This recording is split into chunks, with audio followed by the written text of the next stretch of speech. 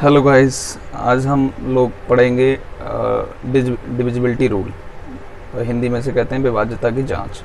तो ये बहुत ही सिंपल होता है और हमें इसके बारे में जानना भी बहुत ज़रूरी है, क्योंकि हम लोग छोटे या काफ़ी बड़े जो डिजिट होते हैं उनको हमें डिवाइड करने में प्रॉब्लम होती है। तो हम लोग स्टार्ट करते हैं। कुछ रूल्स हैं, इनके बारे में हम लोग पढ़ेंगे। और सबसे पहले आता है 2। अगर कोई नंबर है, उसको अगर हमें ये देखना है कि भाई ये 2 से डिविजिबल है कि नहीं, तो उसके लिए एक तरीका है। वो ये है कि जैसा कि आप देख रहे हैं स्क्रीन पे कि मैंने ये हाथ से इनको नोट्स को लिख के रखा है, जिससे कि थोड़ा टाइम बचेगा हम लोगों का और हम लोग इसको एक्सप्लेन कर पाएंगे अच्छे से। कोई भी संख्या 2 से जब भी डिविजिबल होगी जब उसका जो इकाई का अंक वो इवन होगा, यानी कि जो वंस प्लेस वैल्यू है, वंस प्लेस पे जो वैल्यू है, जैसे यहाँ 12 लिखा है तो वंस प्लेस पे 2 है, तो इसका जो ये डिजिट है ये आपका इवन होना चाहिए। दूसरा में 240 यहाँ पे लिखा हुआ है, तो इसका जो वंस प्लेस है वो 0 है। 148 इसमें भी इवन है। तो ऐसा कोई नंबर होगा तो वो डेफिनेटली 2 से डिविजिबल होगा। अब बात करते हैं 3 की। 3 के लिए क्या होता है कि कोई भी नंबर, उसको हम कैसे चेक करेंगे कि 3 से डिविजिबल है कि नहीं। उसके लिए हमें क्या करना होता है कि कोई नंबर दिया हुआ है, उसका जो डिजिट हैं उनका हम लोग सम करेंगे, और सम करने के बाद हम लोग देखेंगे कि ये जो इसका सम आ रहा है वो 3 से डिविजिबल है कि नहीं।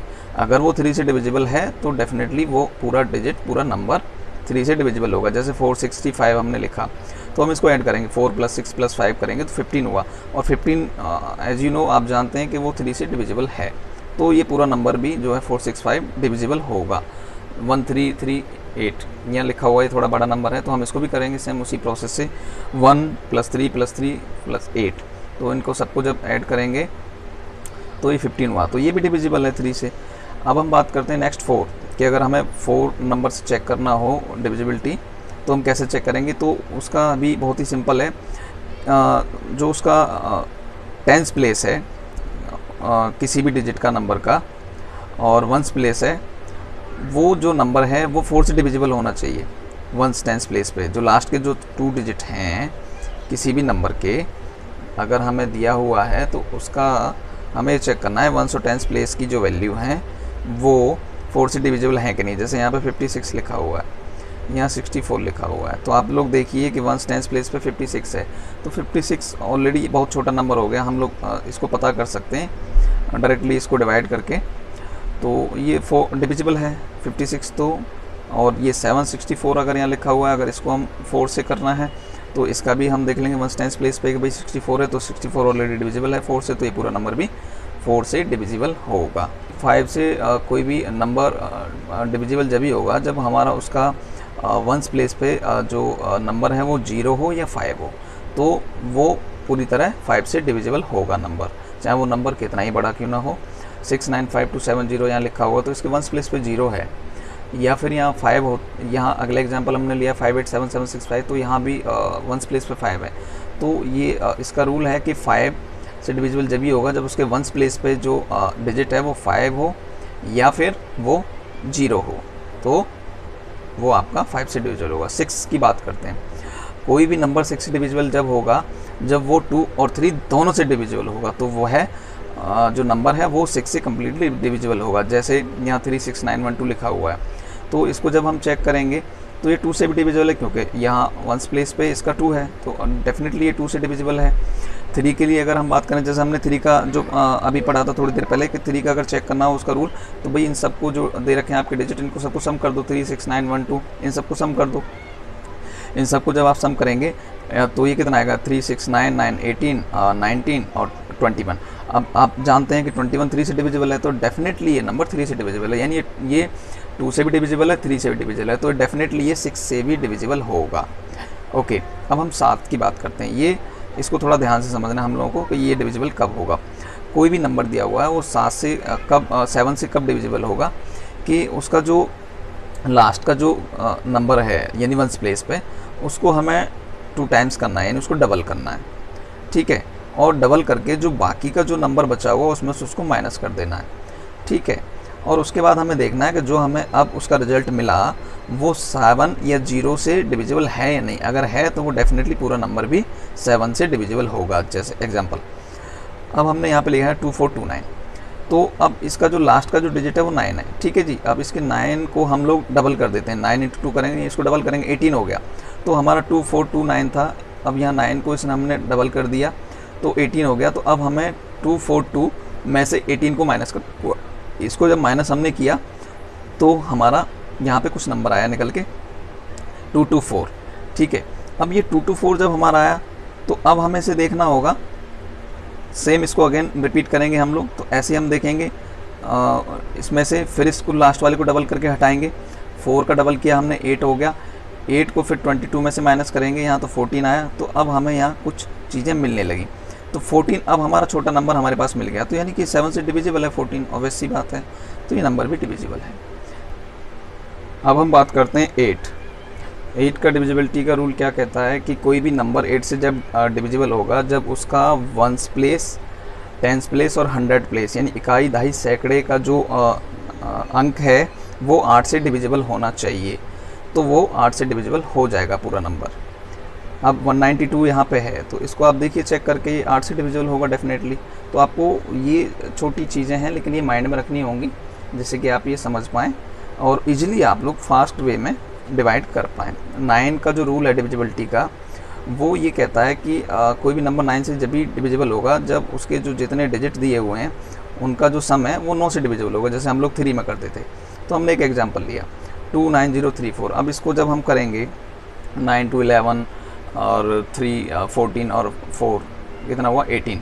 अब जब इनका जब का सबका जो सम है वो 18 है, ठीक है जी।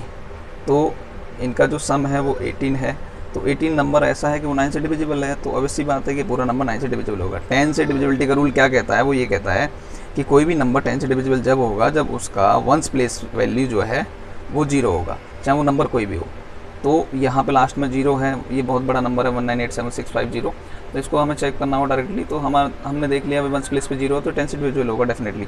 11 से डिविजिबिलिटी का रूल क्या कहता है, कोई भी नंबर 11 से डिविजिबल जब होगा जब हम लोग 1s प्लेस से और लेफ़्ट की ओर जाएंगे और जितने भी इवन नंबर वैल्यू हैं, इवन प्लेसेस पे जितने नंबर हैं और ऑड प्लेसेस पे जितने नंबर हैं उन दोनों को ऐड कर लेंगे और उन दोनों को सब्ट्रैक्ट करेंगे आपस में।